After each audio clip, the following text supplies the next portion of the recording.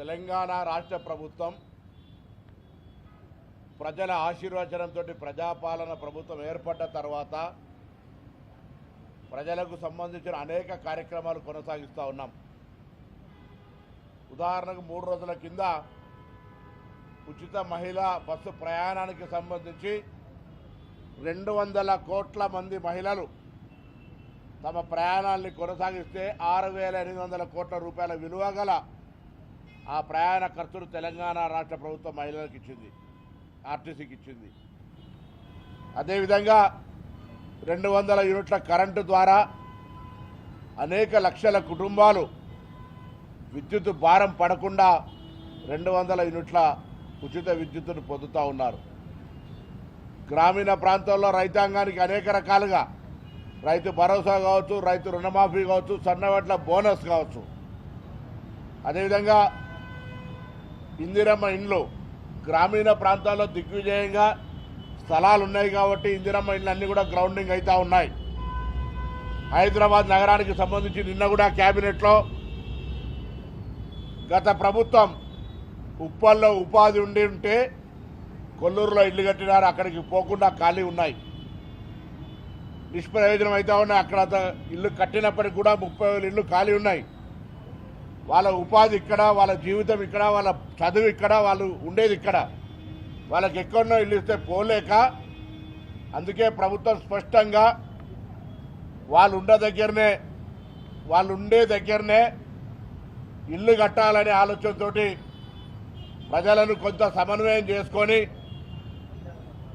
స్లమ్స్లన్నిటి కూడా ఎక్కడెక్కడైతే పేదలు ఉంటా ఉన్నారో, ఇల్లు కావాలంటా ఉన్నారో వాళ్ళందరికీ ఇల్లు కట్టించే ఆలోచన కూడా చేస్తూ ఉంది. స్థలాలు ఉన్న వాళ్ళకి ఇవ్వడంతో పాటుగా లేని వాళ్ళకి కూడా ఏ విధంగా ఇవ్వాలని ఆలోచన చేస్తూ ఉంది. ముఖ్యంగా హైదరాబాద్ ఇన్ఛార్జి మంత్రిగా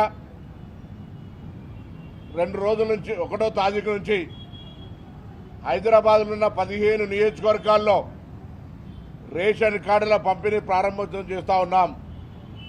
25వ తారీఖు నుంచి 10 లోపల రాష్ట్ర వ్యాప్తంగా నూతన రేషన్ కార్డుల పంపిణీ ప్రక్రియ చేయమని కేబినెట్ డిసిషన్ తీసుకుంది. కాబట్టి హైదరాబాద్లో ఉన్న 15 నియోజకవర్గాల్లో దాదాపు 50,000 కొత్త కార్డులు వెరిఫికేషన్ అయి జారీ కొరకు సిద్ధంగా ఉన్నాయి. 50,000 రేషన్ కార్డులు అంటే కుటుంబానికి 4 చొప్పున 5 చొప్పున దాదాపు 2,20,000 మంది పైన యూనిట్స్ 6 కిలోల సన్న బియ్యం తీసుకునేటువంటి అవకాశాన్ని హైదరాబాద్ నగర ప్రజలు కూడా పొందుతూ ఉన్నారు. అంతేగాక దాదాపు 1,50,000 కొత్త యూనిట్స్ అంటే రేషన్ కార్డుల యొక్క ఉన్న దాంట్లో నా పేరు మీద రేషన్ కార్డు ఉంటే 10 సంవత్సరాలుగా నా కుటుంబ సభ్యుల సంఖ్య పెరిగితే కూడా ఆ సంఖ్యను అందులో నమోదు చేసుకునేటువంటి అవకాశం లేకుండే ఈరోజు ఆ విధంగా 1,50,000 కార్డుల్లో దాదాపు 2,50,000 మంది పేర్లను నమోదు చేసుకున్నటువంటి కార్డులను కూడా ఇస్తూ ఉన్నాం. రాజకీయాలకు అతీతంగా అర్హతను బట్టి ఇప్పుడు కూడా ఇంకెవరైనా రేషన్ కార్డు రాలేదు, నాకు రేషన్ కార్డు కావాలనుకుంటే ఇప్పుడు కూడా అప్లికేషన్ చేసుకోండి. 1,00,000 మందికి ఇవాళ కూడా వెరిఫికేషన్ అవుతూ ఉంది. ప్రభుత్వం సానుకూలంగా 10 సంవత్సరాలు తెలంగాణ వచ్చిన తర్వాత పడ్డ ఇబ్బందులను తొలగించాలని ఈ రేషన్ కార్డుల ప్రక్రియ చేస్తూ ఉంది. ఒకవైపు పేదలకు అవసరమైన ఇందిరమ్మ ఇళ్ళు, 200 యూనిట్ల ఉచిత విద్యుత్తు, రేషన్ కార్డులు, మహిళలకు ఉచిత బస్సు ప్రయాణం, ఇలా అనేక రకాల కార్యక్రమాలతో పాటుగా పేదల పిల్లలు, బడుగు బలహీన వర్గాల పిల్లలు చదువుకునేటువంటి గురుకులాల్లో కూడా మెనూ ఛార్జీలు పెంచి, వారికి మెస్ ఛార్జీలు పెంచి ఈరోజు వాళ్ళ విద్యకు కూడా అనేక రకాల కార్యక్రమం తీసుకుంటా ఉంది. ఈ విధంగా ఈ ప్రభుత్వం ఎన్నడూ ఊహించని విధంగా పెద్దలకు మాత్రమే పరిమితమైంది అనుకునేటువంటి సన్న బియ్యాన్ని పేదలందరికీ ఇస్తూ ఉన్నది. ఇది గతంలో ఉన్నటువంటి పరిస్థితికి భిన్నంగా దొడ్డు బియ్యం తినక తీసుకొని రీసైక్లింగ్ అయ్యే పరిస్థితి నుంచి ఇలా 100కి 100% సన్న బియ్యం వాడుతూ ఉన్నారు. ఇది ప్రజలు గమనించాల్సిన అవసరం ఉంది. హైదరాబాద్ సంబంధించి ప్రత్యేకమైన శ్రద్ధ తీసుకొని గౌరవ ముఖ్యమంత్రి గారు స్వయంగా మున్సిపల్ శాఖ మంత్రిగా అనేకమైనటువంటి ఫ్లైఓవర్సు, అండర్ పాసులు, ఎస్టీపీలు, డ్రైనేజీలు, పార్కులు, స్ట్రీట్ లైట్స్ అదేవిధంగా అన్ని రకాల ప్రజాహిత సమస్యల్ని పరిష్కరించే విధంగా ప్రయత్నం చేస్తూ ఉన్నాం. తెలంగాణ రాష్ట్రం వచ్చిన తర్వాత హైదరాబాద్ సంబంధించి కృష్ణా కానీ గోదావరి నుంచి ఒక్క టీఎంసీ వాటర్ తెచ్చే ప్రయత్నం చేయలే టీఆర్ఎస్ ప్రభుత్వం. ఆనాడు గోదావరి జలాలు తెచ్చినా, కృష్ణా ఫేజ్ 1, ఫేజ్ 2, ఫేజ్ 3 తీసుకొచ్చినా కాంగ్రెస్ హయాంలో మాత్రమే జరిగినాయి. ఇప్పుడు మళ్ళీ గోదావరి ఫేజ్ 2 కింద 15 టీఎంసీలకు సంబంధించినటువంటి ప్రక్రియ కొనసాగుతూ ఉంది. హైదరాబాద్ నగరం పెరుగుతూ ఉంది. హైదరాబాద్లో ఆ రోజు ఉన్నటువంటి 540 MLD వాటర్నే ఇప్పటికి కూడా ఇవ్వాల్సిన పరిస్థితి వస్తూ ఉంది. అందుకే అండర్ గ్రౌండ్ ఏదైతే వాటర్ హార్వెస్టింగ్ ఉందో దాన్ని పెంచుకోవాలని ఇక్కడ ఉన్న హైదరాబాద్ నివాసులందరూ కూడా ఒక అవేర్నెస్ క్రియేట్ చేస్తూ ఉన్నాం. గ్రీనరీ పెంచి ఢిల్లీలాగా కాకుండా హైదరాబాద్ కాలుష్య నివారణ నగరంగా ఉండడానికి ప్రయత్నం చేస్తూ ఉన్నాం. దానికి అనుగుణంగా రింగ్ రోడ్డు లోపల ఈవీ పాలసీ తీసుకొచ్చినాం. ఫ్రీ ఆఫ్ ట్యాక్స్ తోటి ఎంత ఉన్నా ఈవీ వెహికల్స్ అన్ని తీసుకొచ్చే విధంగా చర్యలు తీసుకుంటున్నాం. హైదరాబాద్ లోపల పబ్లిక్ ట్రాన్స్పోర్ట్ సిస్టంలో ఓన్లీ ఈవీ, సిఎన్జి, ఎల్పిజి తప్ప ఇతర కాలుష్యానికి కారణమైన వాహనాలు నడవద్దనేటువంటి సంకల్పంతో పోతా ఉన్నాం. ఈ విధంగా ప్రభుత్వం అన్ని రకాల కార్యక్రమాలు తీసుకోబోతా ఉంది. అందులో 1వ తేదీ నుంచి జూబ్లీ హిల్స్ నియోజకవర్గంతో పాటుగా అన్ని నియోజకవర్గాల్లో ఈ కార్యక్రమాన్ని ప్రారంభిస్తాం. ప్రత్యేకించి జూబ్లీ హిల్స్కి సంబంధించి కొంత ఆకస్మిక అనుకోని కారణాల వల్ల ఉప ఎన్నిక వచ్చింది. మేము ఉప ఎన్నిక రావాలని నేను కోరుకోలే. కానీ ఉప ఎన్నిక వచ్చినప్పుడు తప్పకుండా ఆ ఉప ఎన్నికల్లో ప్రజలకు మెరుగైన సేవలు, అధికారంలో ఉన్న పార్టీని గెలిపించుకోవాలనే విజ్ఞాపన కూడా చేస్తా ఉన్నాం. అందుకు సంబంధించి కార్యాచరణ బూతుల వారీగా మా పార్టీ ప్రజా సమస్యలు అన్ని రకాల కార్యాచరణతో ముందుకు పోతాం. దయచేసి ప్రజలకు ఏ సంబంధించిన సమస్య ఉన్నా గత 10 సంవత్సరాలుగా నిర్లక్ష్యానికి గురై మీ సమస్యలు పరిష్కారం కాలేదనుకునేటన్నిటినీ ప్రజాపాలన ప్రభుత్వం పరిశీలిస్తుంది. వాటిని మీకు ఎటువంటి ఇబ్బంది లేకుండా చేస్తుందనే మాట కూడా ఈ సందర్భంగా మనవి చేస్తాను. తప్పకుండా ప్రజలు కూడా అధికారంలో ఇన్ని రకాల ప్రజాహిత కార్యక్రమాలు చేస్తున్నటువంటి ఈ ప్రజాపాలన ప్రభుత్వానికి ప్రోత్సాహం ఇచ్చే విధంగా, ఆశీర్వచనం ఇచ్చే విధంగా మరి ముందుకు తీసుకుపోవాలని సందర్భంగా నేను కోరుతూ, తప్పకుండా ఈ హైదరాబాద్ నగరానికి సంబంధించిన ఎటువంటి సమస్య ఉన్న ఇన్ఛార్జి మంత్రిగా గౌరవ ముఖ్యమంత్రి గారు సహకారంతో, సహచార మంత్రుల సహకారంతో ఇప్పటికే ఈ నియోజకవర్గానికి సంబంధించి కొంత డాక్టర్ వివేక్ గారు, తుమ్మల నాగేశ్వరరావు గారు, నేను, అదేవిధంగా కొంతమంది కార్పొరేషన్ చైర్మన్లు క్షేత్రస్థాయిలో పార్టీకి సంబంధించినటువంటి ఆలోచనతో ఉన్నాం. ఇప్పటికే వేదిక మీద మా పెద్దలందరూ ఉన్నారు. అజరుద్దీన్ గారు, నవీన్ గారు, వెంకటస్వామి గారు, సంజయ్ గారు, మా Shivasena Reddy sports authority chairman, Amit గారు, విజయ డైరీ చైర్మన్, దాని తర్వాత కిరణ్ గారు, వీరే దామయ్య గారు, మా ఫిరోజ్ గారు, దాని తర్వాత భవానీ శంకర్ గారు, మన పసి గారు, ఇంకా పెద్దలందరూ ఇక్కడ ఒక సంకల్పంతో ముందుకు పోతా ఉన్నాం. తప్పకుండా కాంగ్రెస్ పార్టీ చేస్తున్న ప్రజాహిత కార్యక్రమాలకు, జూబ్లీ ప్రజల కష్టాలు తీరడానికి సంబంధించిన ఒక అవకాశం వచ్చింది. ఆ అవకాశాన్ని వినియోగించుకోవాలని సందర్భంగా కోరుతా ఉన్నాం.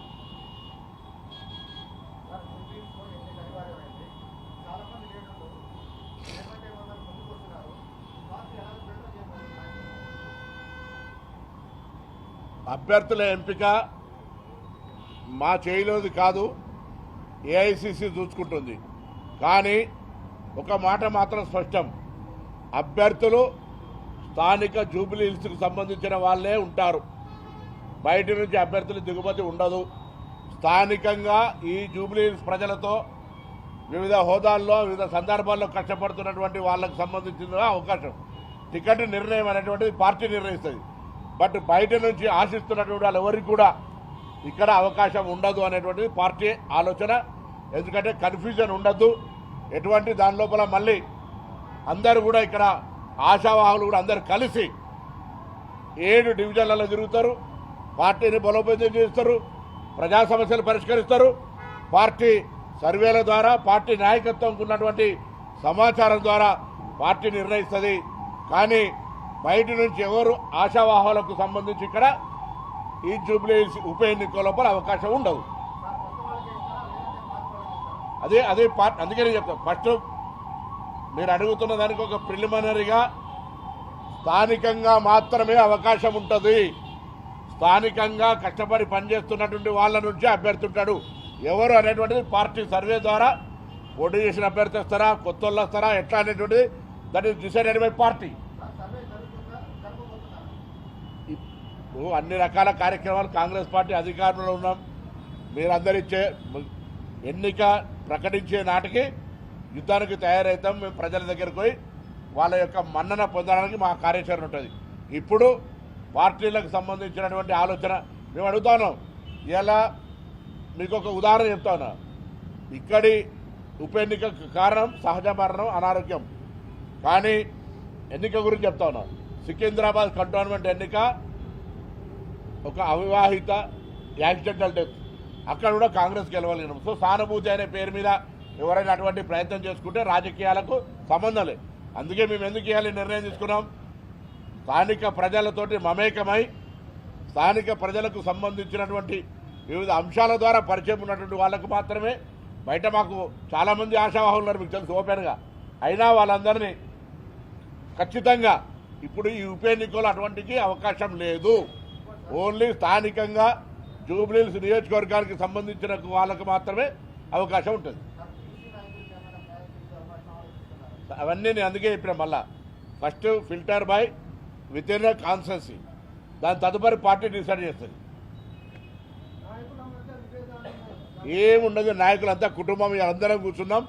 నాయకుల మధ్య విభేదాలు ఉన్నాయి, అందరూ వస్తారు. అందుకే మేము సమన్వయకర్తలు మా కార్పొరేషన్ చైర్మన్లు వచ్చినారు. 6 కార్పొరేషన్ చైర్మన్లు ఇక్కడ పని రేపటి నుంచి ప్రారంభమవుతాయి. 7 డివిజన్లలో పని ప్రారంభమవుతుంది. మేము ప్రజాపాలన యొక్క కార్యక్రమాలను, ప్రజాపాలన లబ్ధి పొందుతున్న ప్రజల దగ్గరికి మా కార్యక్రమాలను తీసుకుపోతాం. వాళ్ళ సమస్యలు ఇంకా ఏమైనా ఉంటే వాటిని పరిష్కరించే బాధ్యత కూడా మాదే. ఇవాళ రాష్ట్రంలో అధికారంలో ఉన్నాం. నేను ఇంతకుముందు చెప్పిన కంటోన్మెంట్ ఉప ఎన్నిక, అక్కడ ఎన్నికకు లేని సానుభూతి ఇక్కడ ఉంటుంది అనుకునేటువంటి అవసరం లే. ఇది సహజ మరణం. వారి మరణం పట్ల చింతిస్తూ ఉన్నాం. మేము కూడా హాస్పిటల్కి పోయినాం, వారి అంత్యక్రియలకు వచ్చినాం. అది ఇష్యూ వేరు.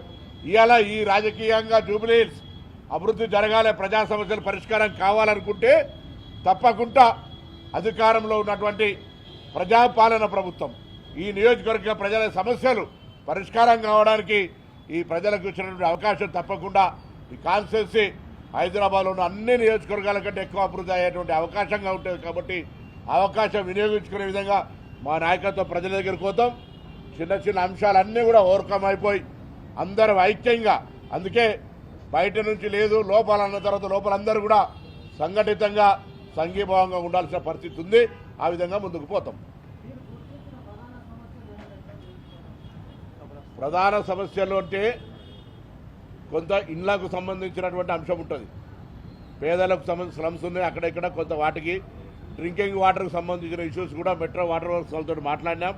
ఇటీవల బోరబండలో ఒకటి ఇనాగ్రేషన్ కూడా చేసుకున్నాం. దాంతోపాటుగా శానిటేషన్ సంబంధించి కానీ స్ట్రీట్ లైట్ సంబంధించి కూడా పర్ఫెక్ట్గా, ఎందుకంటే దాదాపు 10-15 నెలల నుంచి సరైన ప్రాపర్ రిప్రజెంటేషన్ లేక, నేనెవరు తప్పు, ఆయన అనారోగ్యం ఉన్నదా, కారణం ఏమైనా కావచ్చు, ప్లస్ ఇతరత్ర సమస్యల వల్ల కొంత జూబ్లీహిల్స్కు జరిగిన ఇబ్బందిని అన్నిటినీ పరిష్కరించే విధంగా మా చర్యలు ఉంటాయి. అది మొన్ననే మా గౌరవ వివేక్ గారు ఆల్రెడీ కార్యాచరణ తీసుకున్నారు. దానికి సంబంధించి కూడా కార్యక్రమం కొనసాగుతూ ఉంది. ఇంకా మీ దృష్టికి వస్తే కూడా ఏమైనా ఉంటే కూడా దయచేసి ప్రభుత్వం దృష్టికి తేండి. ప్రజా సమస్యల పరిష్కారంలో 1 నిమిషం కూడా ఎరుకోలేదు లేదు.